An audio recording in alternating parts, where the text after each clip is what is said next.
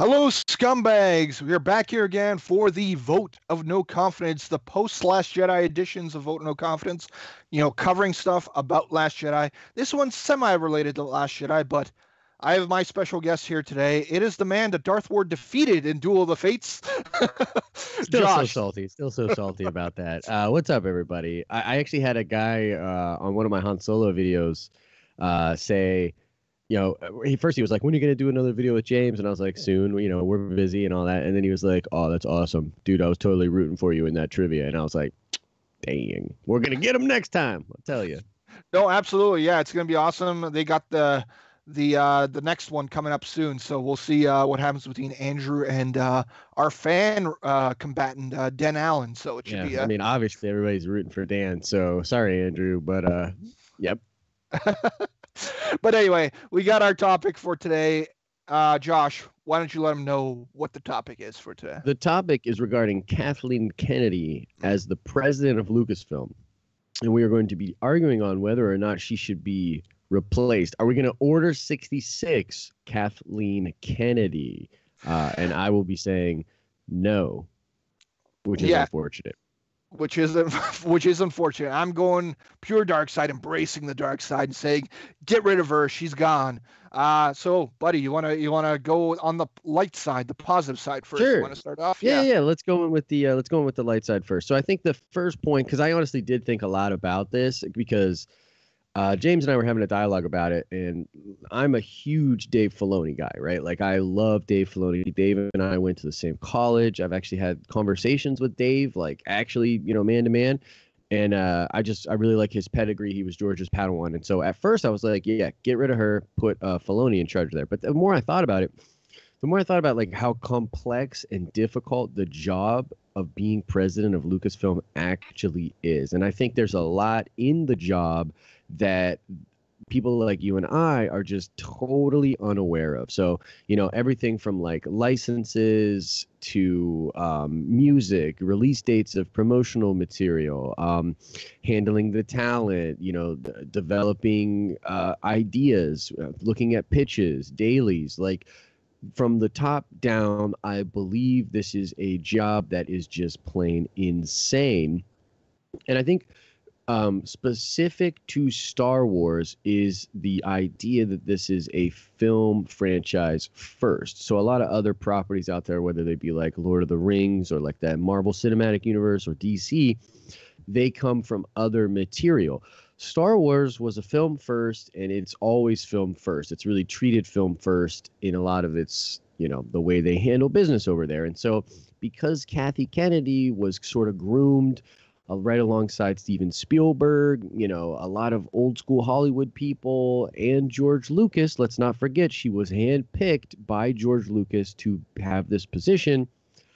I just think that the fact that the job is really hard and involves more things than we maybe think about is like the first piece of evidence for why we should cut her a little bit of slack and why she should not just be axed.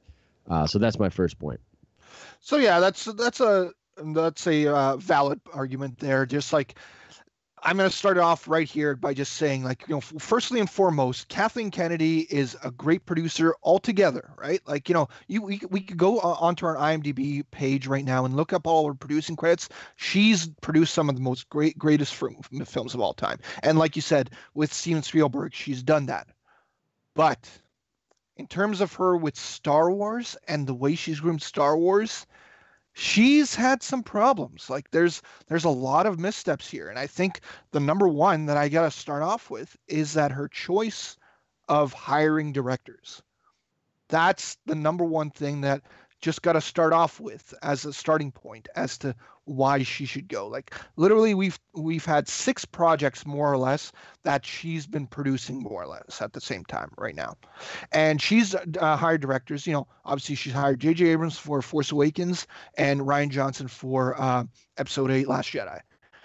Both those worked out, right? Regardless of what you want to say in terms of fan reaction, those movies got made without much, problems. But we've also had movies like Han Solo. One of the highly debated topics from last year was the fact that Lord and Miller got hired to be directors for Han Solo, and they just got they got dropped. But they didn't just get dropped before the movie started. It was in the middle of production. Like they were almost done the movie and they just got dropped. And how she wouldn't have known that was a more of a problem beforehand seems like a really horrible point there. Another one that happened literally last year as well in 2017. Colin Trevorrow now gone, no longer directing the movie. That's two directors right there. Well, two projects right there with directors that had people hired and they were dropped. They're gone.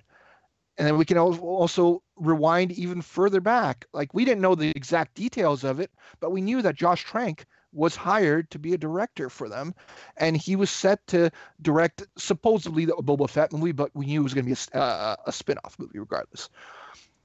He was hired to direct it, and obviously all the stuff that happened with Fantastic Four did not help it, but he got fired as well. And then we even got Gareth Edwards. He was not fired in any type of way, but he was just semi-replaced in the reshooting process of Rogue One. So, and yeah, and Tony Gilroy had to step in and take some of the heavy workload like from him. So right there, we got 6 directors that were hired for 6 different projects, and 4 of the 6 were replaced in some fashion. Like 3 were fired and another one was just replaced in the reshoots, right? So that right there is that's a telling sign right there as to what her performance with Star Wars has been in general. So I'm just going to throw out those little fact points and then we can take it from there. So yeah, definitely. I mean, I think one, I acknowledge that those are issues. They're obviously not, with everything that happened with Ryan and Last Jedi, it just seems like it was a really smooth process. Everything was fine. Everything seemed to work out really well.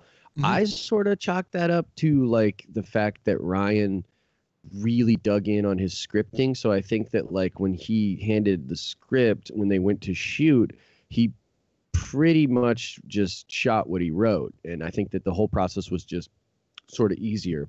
Mm-hmm. So I will completely acknowledge that there are problems going on at Lucasfilm. But I think that sort of play off of my first point and get into my second point is that, once again, it's an incredibly hard job. In retrospect, if you think about it, she's sort of the biggest ambassador for the Star Wars brand, right?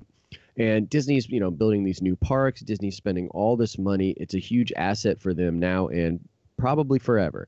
And so the decisions she makes, including what happened with Gareth, including what happened with Josh Trank, including Colin Trevorrow, and including Lord and Miller, if those decisions are made in the best interest of Star Wars and Star Wars itself thrives because of those decisions, then I think that those are good decisions. And one thing that a good leader does is makes really difficult decisions that are not easy to make.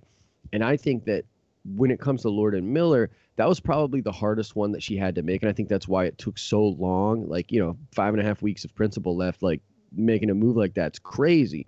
However, if that film comes out and, we all have sort of mixed feelings about it and it'll be interesting to see what happens now.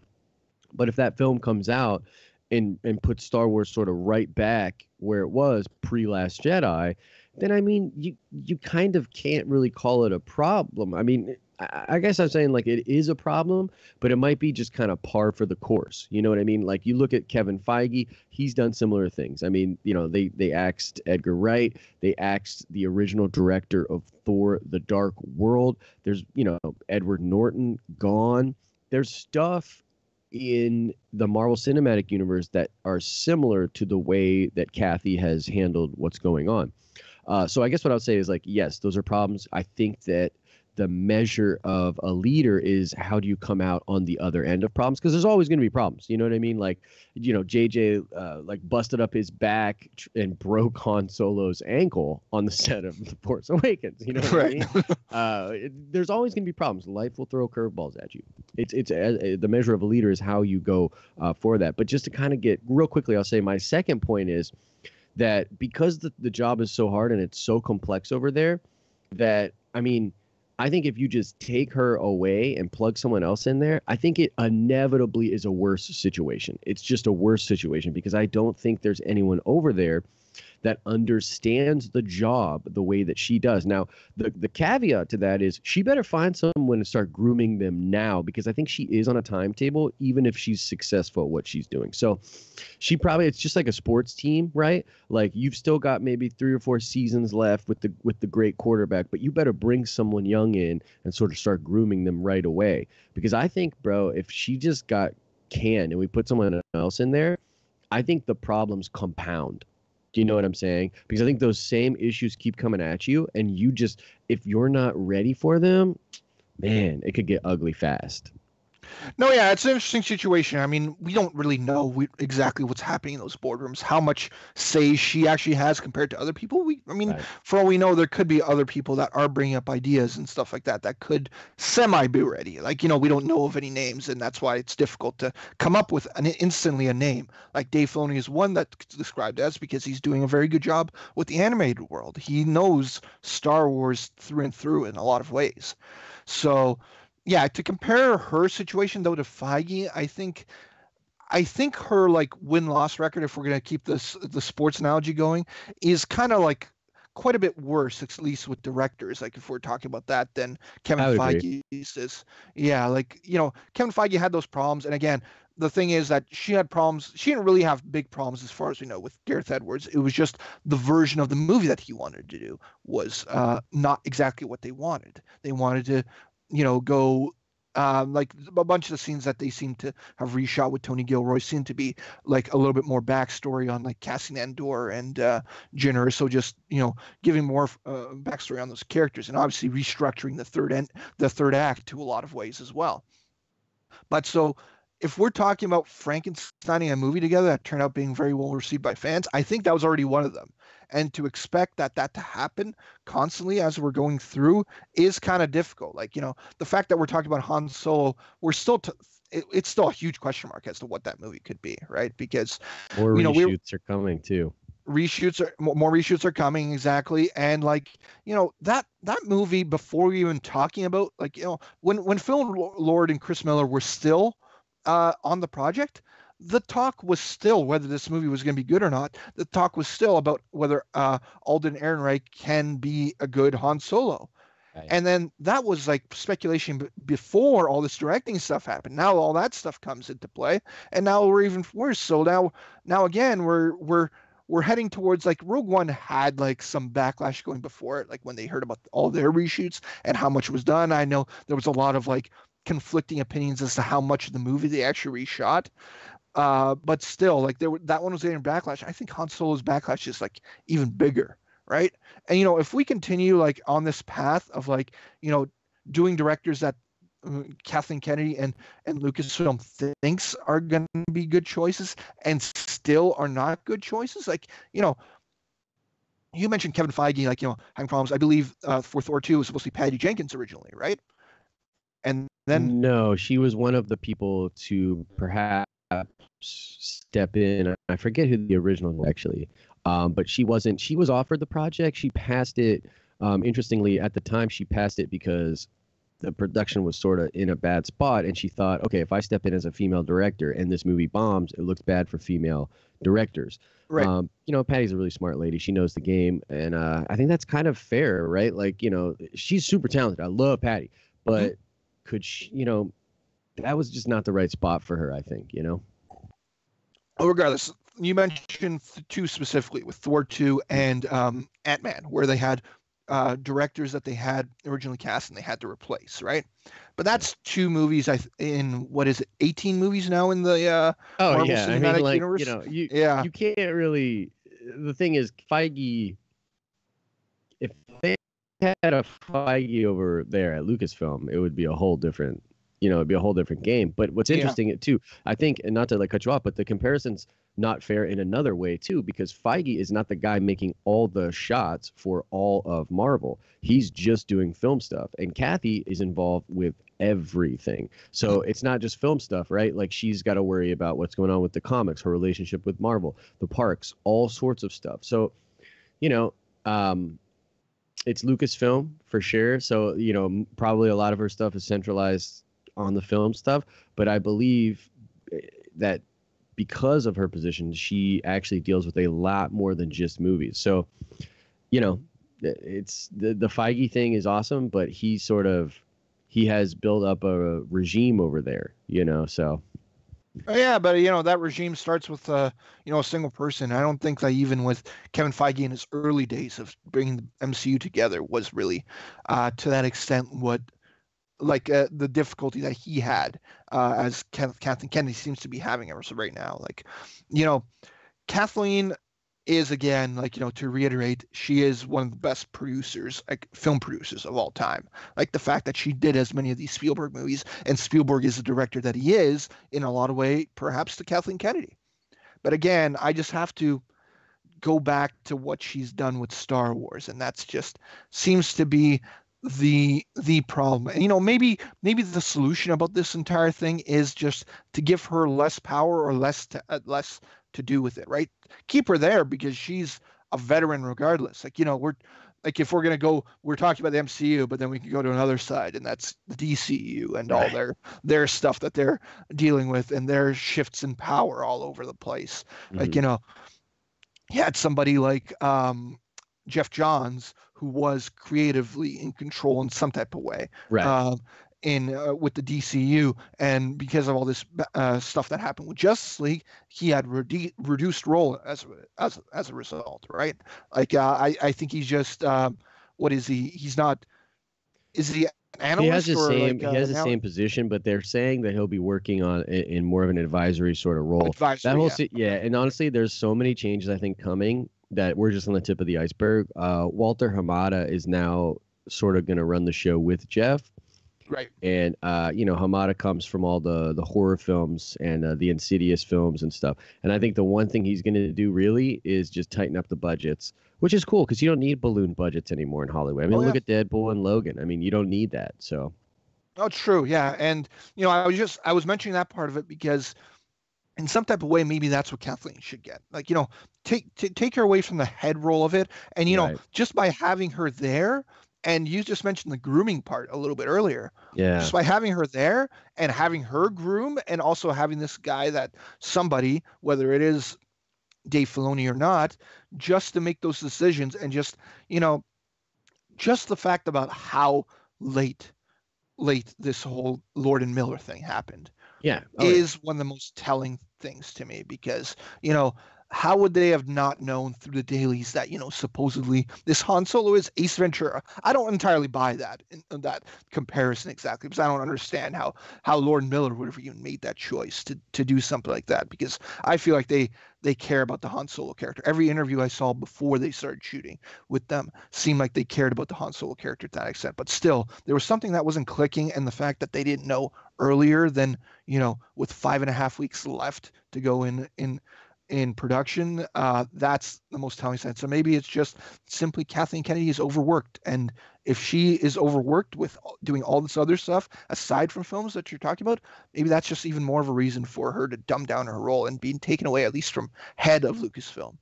Right. And, I think that's cool, because it kind of brings me to my third and final point. My third point is that I think if you do take her out or reduce her role, it is bad for the brand, because in a lot of ways what that means is Disney is sort of admitting to people that there's a lot of problems, that their direction, their narrative, the way that they're handling things is bad. So when heads roll, look, they didn't distance themselves from Zack Snyder. The DCEU is such an interesting example because they didn't want to admit that things were wrong. And so taking Zack off of Justice League, which they probably should have done immediately, is sort of a symbol to that things are wrong. And the problem is when Batman v Superman comes out and makes that kind of money and the fans actually like it, the majority of the hardcore DC fans like Batman v Superman. And so what you're saying as a brand, if you gut Justice League and you take Zack out of it, is you're saying, hey, all you people that liked it, we're going to go listen to all these people that didn't. And I mean, if you think about it, every single one of her films has made over $1 billion. They're absolutely crushing it. And I think if something were to happen and then them to sort of take her out, I think it's a message to all the fans. 'Cause what about those fans that are sort of on the fence where they're like, oh, I didn't like this, this, and that about maybe The Last Jedi, but so far I really do like Star Wars. I mean, at the end of the day, we have new Star Wars. I never thought we were going to be living in this world, to be honest Yeah. with you. So I never thought that this was a thing. And I think all things considered, she is handling the position well. There are definitely things that need addressed, and I think they will be addressed. They can be addressed by her and her regime. Now, if they cut ties with her, if they axe her, it's just a big sort of FU in the face of all the fans that have been enjoying everything. And, you know, whether or not some of these films are bringing in a whole new audience, whether or not there are an influx of female fans in the fandom, you know, the actual fandom, I don't know. It's kind of hard to say. But I think if you do that, if you sort of make that statement out there, it could be bad for the brand, and potentially it could be more damaging than even some of the mistakes that she is making. So that's kind of like my third point, and I really do believe that. Well, yeah, the thing with axing anybody from like any type of situation is that there are always going to be people that are going to hate it to some degree, because there's always fans of everything. Like, you know, we could what I'm about to mention, The Room, is a bad example. Of course, there's fans of The Room, right? But, you know, that's a movie that's widely considered to be one of the worst movies of all time. And you got gigantic fans of it, right? Like, you know, going back to the MCU part of it, there is a huge contingent of really hardcore Edgar Wright fans. I'm one of them. I love Edgar Wright. Oh, yeah, I am one too. Yeah. I love Edgar Wright. Yeah, and I would have really wanted to see what his version of an Ant-Man movie would have been. I think his version of an Ant-Man movie would have been fascinating. But that doesn't take into consideration, even though that, you know, they got a little bit of backlash from that, and I'm sure that Edgar Wright fans hated that altogether. I'm a huge Edgar Wright fan, and I wound up still liking Peyton Reed's Ant-Man movie. Yep. And, you know, we're talking about directing in this type of scenario where the head of a studio is a much bigger type of situation. But I still think it kind of like falls in the same way, because there's always somebody getting it fired. Like, you know, we're going to see an MCU movie. I'm convinced that at some point we're going to see an MCU movie that is not headed by not, I was going to say Paul Feige. Kevin Feige, excuse me. I was mixing up the Bridesmaids director there for a second. But yeah, I'm convinced that that's going to happen at some point soon. Yeah. And, you know, it's, I mean, not soon, but I think the X-Men Fox deal, I think he's in for it now. If that deal goes through, which it should, it'll take about a year. I think that will completely reinvigorate his excitement for what he does, which is actually something I talked about a couple years ago, and I said this would be the perfect thing to sort of rejuice the whole thing. But yeah. Well, yeah, but even with his situation, you're gonna have to pay him the money, because I believe his contract is up this year as well. Oh my God. Yeah. Yeah, but that's the thing, right? You pay the money. I mean, they think of it as a good. I mean, like, you know, the guy knows what he's doing. I mean, he's literally like.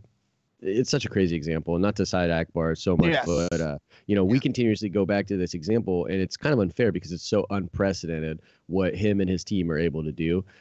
Pay him everything, pay him all the monies, and keep that in line. And I think just the fact that keep mentioning Paul Feige is perhaps a little bit unfair. I'm even going to admit that, to compare what Kathleen's doing with this to Paul Feige, because Kevin Feige. I'm going to stop doing that. I'm looking at my Bridesmaids Blu-ray over there. That's probably what's happening. It's throwing me off right now.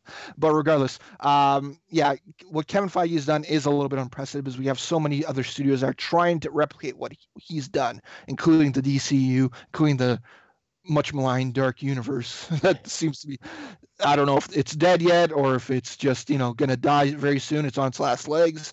But still, no one's able to really replicate it exactly to that extent, because Kathleen Kennedy has had her problems, and, you know, I'm still like, you know, this is the side that I'm on right here. And that's the fact that her track record for the directors is the number one reason why she should possibly be let go. And, you know, canning her completely and, you know, demoting her are kind of like the similar things as to what I'm promoting here. I'm trying to say that, you know, maybe don't take her away altogether, but just bring her down a little bit. And there's a way to spin that headline that it would be a positive way, right? To just say that, now this head is now a head of 3 people or something like that, including Kathleen Kennedy, Dave Filoni, and who knows who else, right? Somebody else, or I'm making up a headline right now, so that's the funny part about it. But still, let me ask you this: who would you want if there's anyone? Because Filoni would still be my pick. The problem with Filoni, for me, is that I just don't think he knows Hollywood well enough, and I don't think he wants to. You know what I mean? Like he's like the type of guy that's like, but arguably that was the way George was too. But I think. So can you think of anybody maybe within Lucasfilm or maybe outside of Lucasfilm right now that you think that you'd feel comfortable taking over for her? I don't know. To be honest, like, if the MCU is having such a positive thing, like I'd almost say like to them is just try to find somebody that's working under Kevin Feige. That's brilliant. Yeah. Right now, that's like, in the running to maybe replace him, and just go to him and say, hey, would you like to move from the Marvel part of our brand and move over to Star Wars, and just do something like that. And then he can bring in the knowledge as to what he knows Kevin Feige is good at and what he is capable of. I'd almost say like Peter Jackson maybe, that could, you know what I mean, like that could work really well. There's probably a bunch of names that are like escaping me within Lucasfilm. I would say Pablo Hidalgo, but I think that once again, he's not a Hollywood guy. You know what I mean? Like he doesn't run in those circles exactly. Because we were talking about Dave Filoni, and my argument against Dave Filoni specifically, if we're just going to step away from this argument exactly and just talk about my specific opinion, I see Dave Filoni as actually very similar to a guy like Jeff Johns in the DC. They're not well versed in film at all, like how you said. Dave Filoni has very successful work in TV, the animated part of the TV, and so is Jeff Johns. Jeff Johns, it has his fingerprints all over the TV shows like The Flash, and had his fingerprints on doing several episodes of shows like Smallville. Like he's done that, and they've both told like really good Star Wars stories. Like Jeff Johns is writing in the comic industry is like one of the best in the past like 10 to 20 years, right? Like he's one of the top names in the comic industry in general. But both he and Dave Filoni are not film guys, how you just said. So that was my opinion on Dave Filoni is similar to what my opinion as to Jeff Johns was when he was taking over. They're not, they didn't go to film school. They're not, or maybe Dave Filoni did actually. I'm not sure. Yeah, he did, right? But he was always in the animation side. I mean, just briefly, my thing is that he's not a Hollywood guy. I actually think he knows filmmaking pretty well, because when they started Clone Wars, like the way they made that and shot that is film. Like George brought in, because George and him, like he is George's Padawan. George brought in the idea, and I know this because I took a class that was literally by Dave where he like broke it all down for us. But he brings in, like, they build a 3D set, and then the way you drop the camera, the way you storyboard, the way you do all of this is so film influenced. So even though he technically it's animated, I think he knows film language, the language of film, very, very well. And I know that he's also like a huge buff of movies. I think the problem is he's not Hollywood enough. Like he wouldn't know how to rub the right elbows, find the right scouting location people. You know what I mean? Like there's this whole side of Hollywood, which, is arguably kind of screwy. And I don't think he is well versed in that. So that would be kind of my thing on that. But what you're saying is kind of like similar to my, maybe we're just, our terms that we're using are just kind of slightly different, but that's what I see it too, where it's like, again, he's so well versed in the animation side of it, and that's the part of it. There's a whole other like bag of potatoes that you got to go when you're actually shooting on set and all that type of stuff, and dealing with actors that are in person and stuff like that. Like, it's one thing with having an actor come in to the voiceover booth for a couple days, as opposed to working with an actor over the course of a month or 2 months, and not that's just shooting time, like not even talking about the prep time going into that. So I guess we should do our final argument, since James just popped in and he's giving us a glare. Yeah, no, absolutely. So again, those are our points. I think we talked about this fairly well through, and now it's your turn to let us know what you guys think. Comment below. Let us know what you think in terms of this topic in general, whether Kathleen Kennedy should be gone now or maybe in a few months, or Han Solo's coming out. That's a big factor in it because, I mean, I could say fairly confidently that I don't think it's going to be another $1 billion movie Mm, myself. I don't know. I don't yeah. know about you.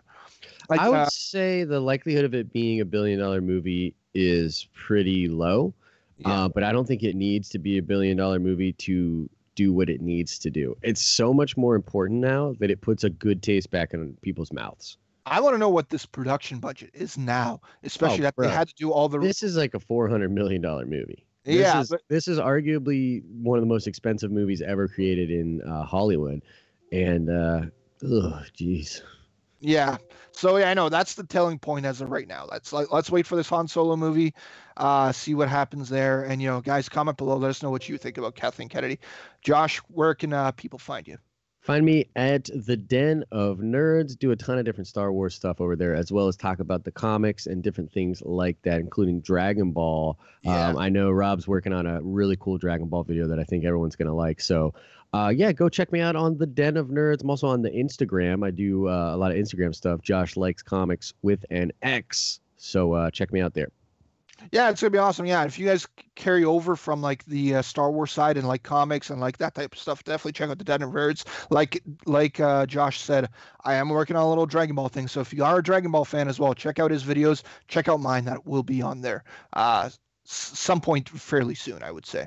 But regardless, my name is Rob McDonald. You can find me at Robert E. McDonald on both Instagram and Twitter is what I was about to say. I again looked at the Bridesmaids Blu-ray again, so it gave me a brain fart once again. I don't know what that is. But regardless, thank you for watching, guys. Comment below. Let us know what you think, and may the force be with you. Always. Hey scumbags, thanks for watching. Don't forget to give us a thumbs up on our video. As always, please subscribe to our YouTube channel, Rebel Scum Podcast, for all the latest videos.